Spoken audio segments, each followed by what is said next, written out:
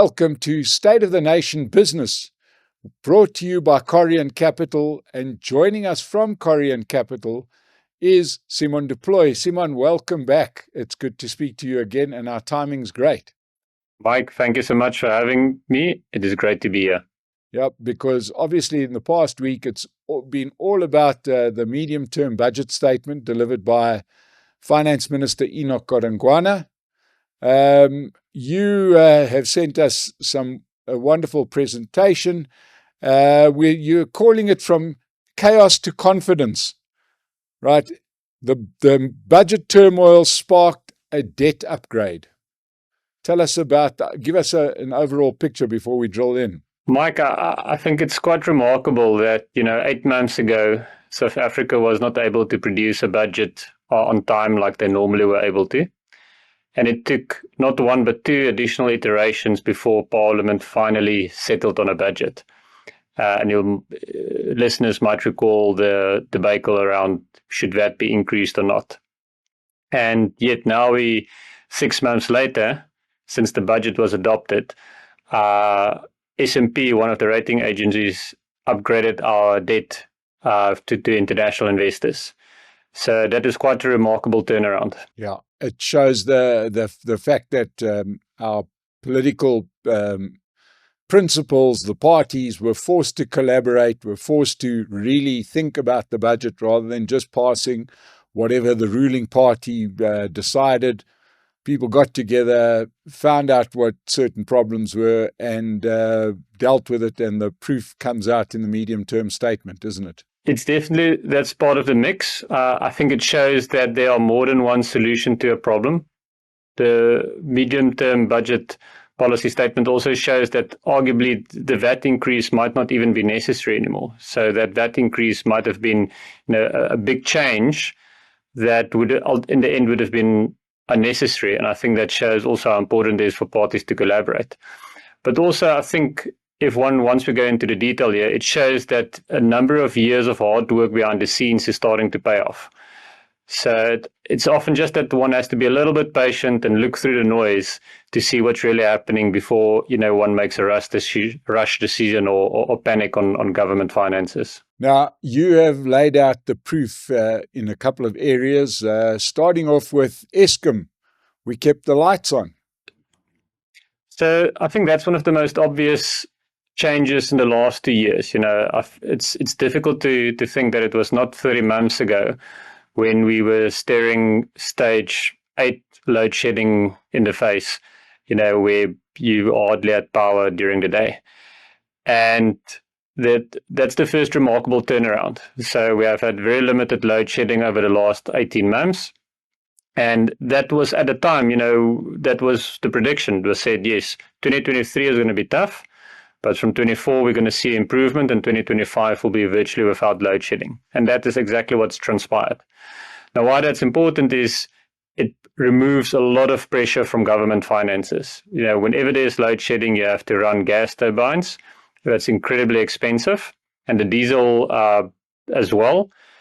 But furthermore, the knock-on effect into the economy and the suppression of the economic activity is what really hurts government finances. If businesses are not making profit, government can't tax those profits. And so you get a double knock-on effect from Eskom keeping the lights on. Firstly, in terms of tax increases and, tax revenue. And secondly, government having less expenses in terms of diesel required to burn generators. It seems almost as if our politicians didn't understand just how important electricity is to a modern economy. It's almost kind of crazy that to think that they spent, 15 years nearly defending load shedding, kind of like blaming this, blaming that, instead of fixing what is an existential product, a part of our lives. It's a bit like being on a boat that's leaking and talking about everything else, but instead of fixing the leak, it was just sort of crazy economics, led by crazy politics, isn't it? Yeah, I think it's quite remarkable to think that it took us 15 years, if not longer, to truly exit load shedding. I still recall back in 2007 when we had the first bout of load shedding. And it took a full 15 years or, approaching 20 years for us to really get behind it. And look, I mean, the picture is not all rosy. Eskom is still, it's not out of the woods, although it is, growing a significant cash balance. It's projected to have about R1 billion and 100 billion rand in physical cash by the end of 2026 financial year. So, and that's meaningful, which puts it in a position to deal with its debt load. But it's remarkable that it took the country 15 years, if not longer, to reach this point and say, what, as something as fundamental to the economy, this should have been fixed a lot sooner. Yeah. And of course, another big part of the economy that was also neglected for a long time and a real victim of state capture was Transnet. And you're talking about the fact that we shouldn't miss this Transnet train. Tell us about the Transnet train that's busy running through our economy. Mike, this is quite a remarkable turnaround. Maybe a little bit premature, but what has changed in the last 2 weeks is that a Transnet, let's actually just go back also to the budget earlier in the year.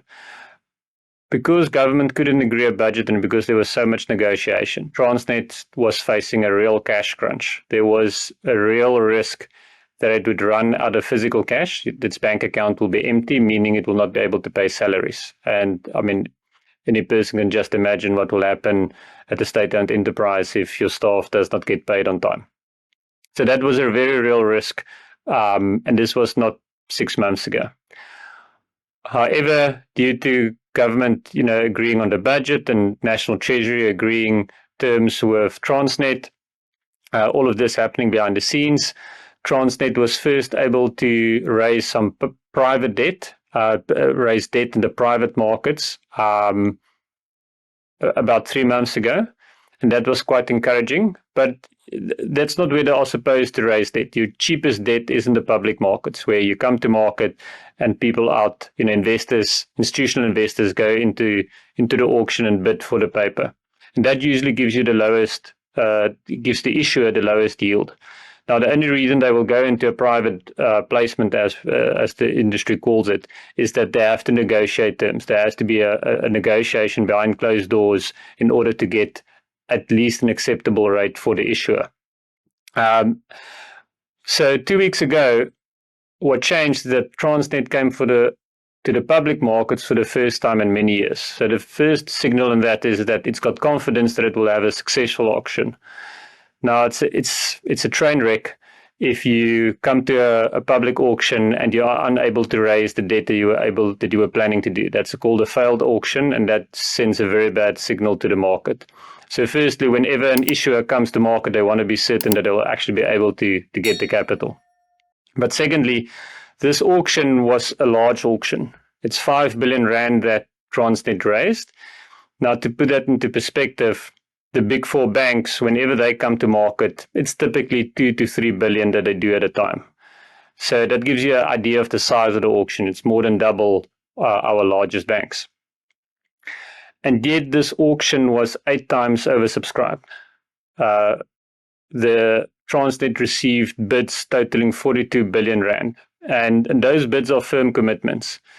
Although Transnet made it very clear that they won't be raising more than 5 billion, potentially the investors placing those bids were on the hook for a total of, everyone combined was on the hook for 42 billion in commitments. So, and I think that just points to that there is more than sufficient capital in the country to fund the recovery, to fund the infrastructure build out, provided that the entities issuing the debt and issuing and building the infrastructure can show the institutional will and the technical skill to do so. So that leads us to, but why are investors happy to borrow money to Transnet again? So the first is the fiscal picture, the finances that has changed. But the second is that they've turned the corner in terms of their product, essentially. So Transnet is in the business of transport, and freight rail is by far the largest component. Ports are a close second, but those two dominate Transnet's revenue, of which freight rail is the largest. Now, back in 2018, Transnet was still able to do over 200 million tons of volume on freight rail per year. That has dropped to 150 million tons in 2022. That was the low point. That's when it was really in crisis, because it's not able to generate revenue. You have to transport something, and if there's no volume, if there's no iron ore being exported, if there's no chrome being taken to port, that means Transnet's not making money. And the turnaround plan was implemented somewhere between 2022 and 2023. And as you can see in the volume, that's now up to 160 million tons. Transnet has turned the corner. So we've had 2 years of volume growth since 2022. We're on track for financial year 2026 to do about 170 million tons, possibly 180 million tons, and then projected to increase to 190 million tons into financial year 2027. So, these are still projections on the outer years, but what one can see is the trend has changed. There was 5 years of decline. The decline actually started earlier. We just on the chart showed the short time period. But the corner has been turned, and investors have got the confidence that Transnet will continue on this trajectory and of improved freight rail volumes and improved infrastructure spending and improved operations in general. Another big part of the medium-term budget statement was the inflation targeting. Now, this has been a bit more controversial because originally when Lesetso Kganyago, governor of the Reserve Bank, spoke about lower inflation targets, the Minister of Finance and some of the politically aligned people were kind of not too happy about this. Tell us what you think about the inflation target of 3%. So, Mike, this picture that we've got here of Kganyago lifting doing the powerlifting, I got that analogy from one of the economists at the banks who, in a pre-budget interview, basically said, there's no reason for government not to lower the inflation target because Kganyago has done all the heavy lifting for them. And I thought it was quite an apt metaphor. So I thought politically this was played very well, both from the SARB, National Treasury and Parliament. So Parliament is obviously in a bit of a bind as that they need to look out for the average citizen. And we know a lot of the ruling party support comes from employees, that's employees of the state, and their bargaining often happens at inflation. Involved in the labor bargainings is the inflation rate. And then lower inflation rate implies a lower wage increase. So that makes it a very difficult thing to negotiate. It makes it a prickly topic. So how do you lower the inflation rate that's ultimately good for everyone? And if your salary increases in line with inflation, whatever that inflation rate is, then arguably you're still in a similar position. So it's not as if labor is out of pocket here, but it is. The perception might be that they might be out of pocket, and that's what makes it so difficult. So what I think the SARB has done phenomenally well here is first set the expectations. Look, this is a project I think Kganyago has been working on for the better part of his term as governor. First, by explicitly moving the target of inflation to the midpoint of the inflation range. So prior to this budget, our inflation range was 6 to 3%. So that was the range. And the previous governors all ran at inflation targeting at 6%. So although the range was for 3 to 6%, whenever inflation dipped below 6%, they would cut interest rates, and meaning inflation would simply pick up above 6% again. Kganyago first in the first part of his term managed to get inflation to 4.5%. Now you can make accusations that the economy was in a dire state and the economy wasn't growing, and that's why I was able to do it. That still remains to be proven, and I think that's the second point that we'll make here. What effect what's the long-term effects of this inflation targeting? But secondly, by first going to 4.5% and then going to 3% in the last 24 months, he's shown that it is possible for the country to run at a 3% inflation, at least in the short term. So, and a lot of people rightly call Kganyago a hawk. I do think it is. However, and a hawk in the terms of that it is more likely to keep interest rates high than to keep interest rates lower, all else being equal. What we shouldn't leave out of the picture here is that the Reserve Bank has now cut interest rates 5 times since September last year, whilst inflation has actually increased from 2.8% to 3.4%. So, it's not a case that it's just simply constantly, keeping rates high for no reason. There was a very clear plan behind all of this. The plan was to lower the inflation rate to 3%. And now with Parliament now formally adopting it or looking to adopt it, I think that's a clear win for Kganyago and for monetary policy. But Simon, tell me about the effect, on inflation. I mean, I understand about the target, but probably the biggest inflationary pressure that we have in South Africa is administered prices. These are prices coming from the state itself. We see rates out of control. You're in Cape Town.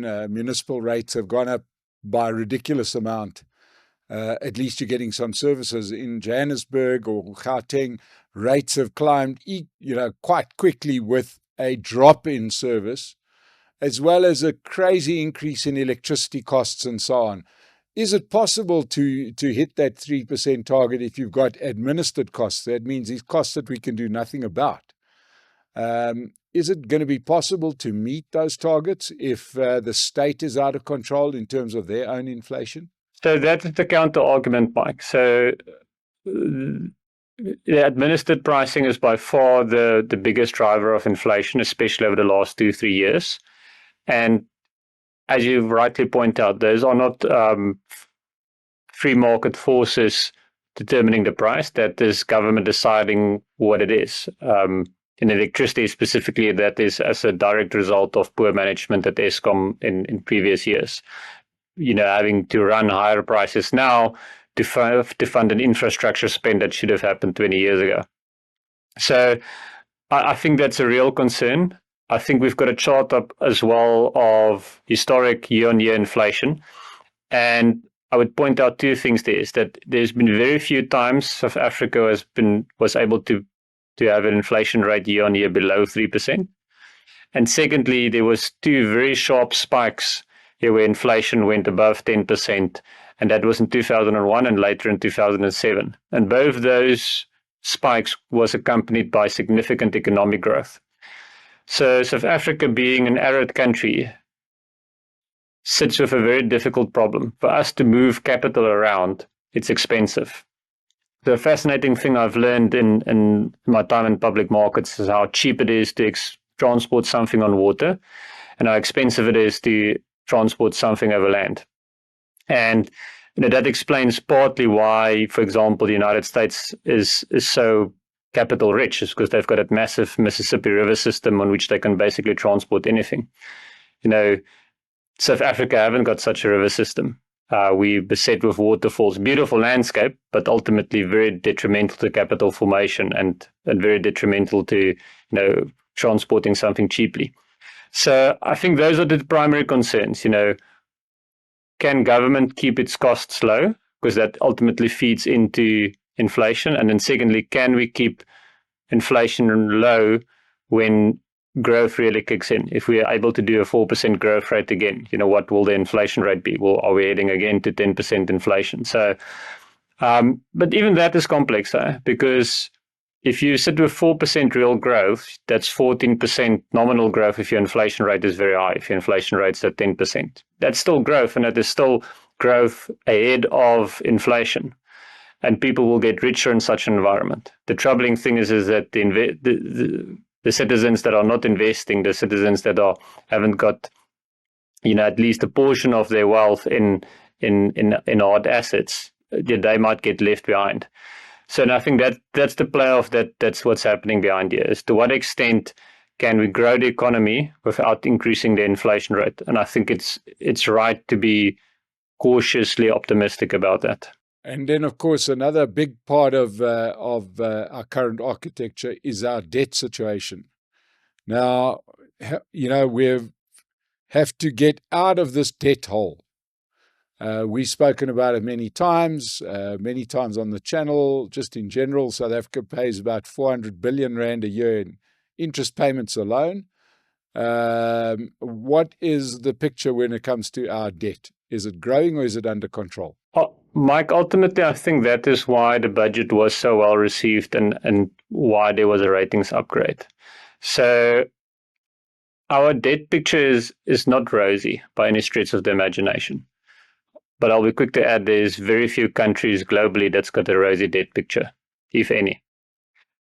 What South Africa has managed to do for 3 years now is we've managed to run what economists call a primary surplus. Now, most people will be familiar with the budget balance. Your budget is either in a surplus or a deficit. And that's when government, you're in a deficit, which most governments are in, is that your expenses are more than your revenue and you need to borrow money to fund the difference. But on the technical side, we do one additional analysis where you say, okay, what are the expenses excluding the interest expense? And that we call the primary balance. And if that's positive, that's a really good position for a government to be in. Because what it means is that the revenue is more than the expenses, and government is not actually borrowing money to pay interest, or at least partly so. Now, how economies work is that if an economy is growing whilst it's running a primary surplus, you're digging yourself slowly out of that debt hole. That is the position where you want to be in, meaning over time, this might take 10 or 20 years, but your debt burden will reduce. And as long as the country can run a primary surplus, it means we're on the right path, and it means our debt load isn't increasing. In fact, it is reducing. And there are two knock-on effects. There's two things to comment here. One is that South Africa is actually one of the very few countries globally that's running a primary surplus. The United States is not. They're running a massive deficit. The United Kingdom is not running a primary surplus. We actually, among countries like Denmark or Switzerland, that is able to do this. But secondly, what the primary surplus does is that it generates investor confidence, and then investors are willing to borrow money to the government at lower and lower interest rates. So you get a virtuous cycle as opposed to a debt spiral, where every time you're running a higher surplus, your debt borrowing cost reduces, which just makes your primary surplus bigger. So you can see that the projection into the outer years, the dots, how that continues to increase up to a 2% primary surplus in 2027 and 2028.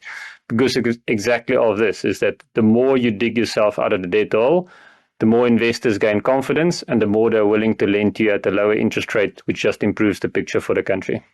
So it seems like the takeaway is that wonderful economist's term, cautiously optimistic, isn't it? That is definitely what we have to be, is cautiously optimistic. The picture, I think what we're trying to show here, Mike, is that there's a turnaround on many aspects and we're moving in the right direction. We've turned a corner.